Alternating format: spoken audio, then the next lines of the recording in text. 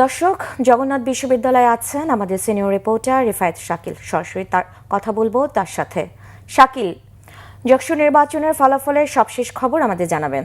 সাবরিনা, যশোর নির্বাচনের সর্বশেষ আমরা আপনাদেরকে যে খবর জানিয়েছিলাম সেখানে ছিল 18টি কেন্দ্রের খবর।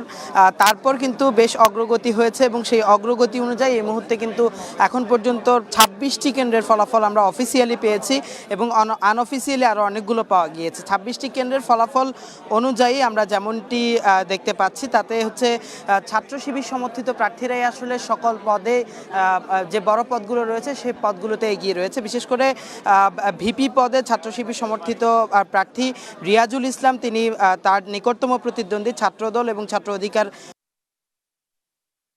51 ভোটে সেই প্যানেলের একেএম রাকিব, তার কাছ থেকে 51 ভোটে তিনি এগিয়ে রয়েছেন। অপরদিকে জিএস পদে ছাত্র শিবির সমর্থিত প্রার্থী আব্দুল আলিম, তিনি তার নিকটতম প্রতিদ্বন্দ্বী ছাত্রদলের খাদিজাতুল কুবরার চেয়ে 2043 ভোটে এগিয়ে রয়েছেন।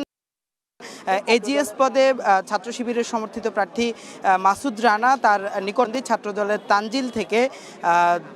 তানজিল থেকে তিনি এগিয়ে রয়েছেন 484 ভোটে।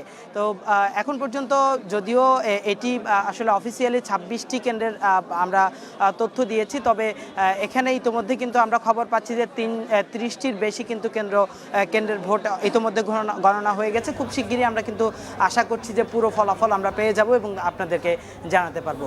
তো এই ছিল আমার কাছে এখন পর্যন্ত জগন্নাথ বিশ্ববিদ্যালয়। ধন্যবাদ শাকিল।